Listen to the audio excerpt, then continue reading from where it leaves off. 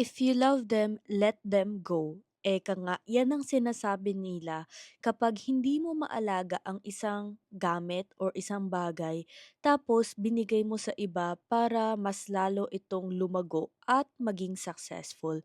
Ito nga pala yung story ko kung ano nangyari dito at naging sobrang ganda nitong garden farm.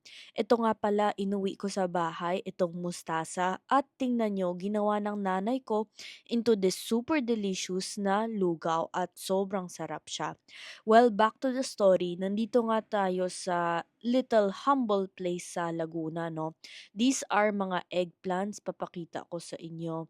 And tingnan nyo, these are seedlings and itong mga seedlings will turn into adult eggplants, no? So, if you love them, let them go. Balik nga tayo doon sa storyline na yon.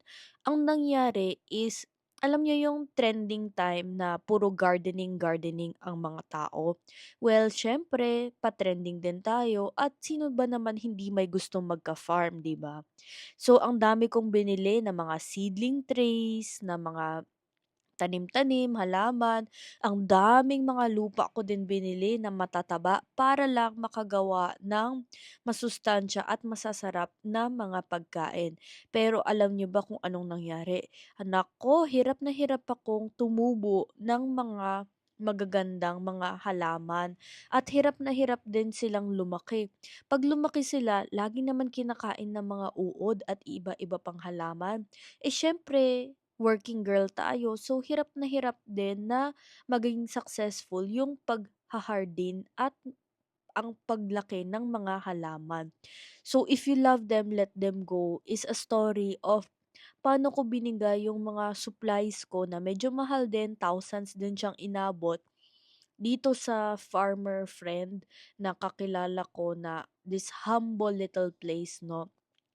At yun nga nangyari, tingnan mo 'tong mga matatabang mga sitaw na natubo niya at itong mga dami pang mga ibang gulay 'no. So, ganito daw ang magpitas, which is paikot-ikot-ikot ang sitaw.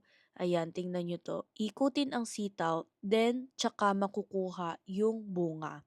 So, ang dami natin natuto kay farmer friend kasi meron siyang degree in agriculture, pero naman kahit wala kang degree in agriculture pero may green thumb ka, eh pwede ka nang sumabak sa laban. Pero alam mo, hands down ako because sinubukan ko maging green thumb girl. Pero ngayon confident na ako to say na hindi siya para sa akin. So, ito na nga tayo, back to the story na paano si farmer friend, no, nagtayo ng sarili niyang maliit na farm dito at napalaguyo at napatubo itong mga little halaman.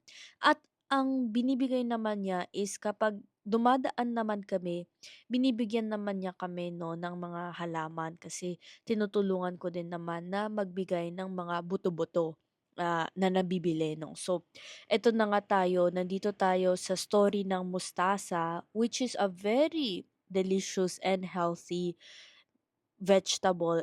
At ginawa siya ng nanay ko into this super delicious na lugaw na may kasamang sausages and konting meat. Ground meat, no? Ground pork and or ground beef. Ayun, tapos naging lugaw na siya. Ang sasarap-sarap talaga. So, this is a story of how letting go sometimes allows us to thrive more, no? Hindi naman kailangan ibig sabihin na porket wala tayong green thumb, eh, magi-give up na tayo sa buhay, di ba? Ang importante is meron tayong mga kakayahan sa buhay. Kailangan alam din natin kung sino tayo, no? Because as long as alam natin kung sino tayo, alam natin yung mga kakayahan natin, and then we can focus on improving ourselves. So, ito naman is the little basil na palaki na din siya.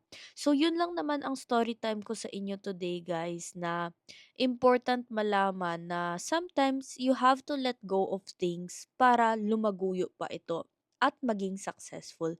At tingnan nyo, minsan binibigyan din tayo ng mga biyaya ng Diyos, no? Because binibigay natin back yung mga generosity at yung mga things na hindi natin kaya gawin, no? So, I hope this is a good life lesson din sa inyo na sometimes kung meron tayong mga bagay na hindi na ma-handle, na hindi na natin kaya, na hirap na tayo, okay lang naman na humingi ng tulong. Because sometimes, kung hindi talaga natin kaya, hindi naman ibig sabihin na masamang tao tayo, na wala tayong magandang qualities sa buhay, 'di ba? Minsan ibig sabihin lang nito is if you love them, let them go at lalakas din siya at magiging successful. That's it. Thank you everybody. Please subscribe.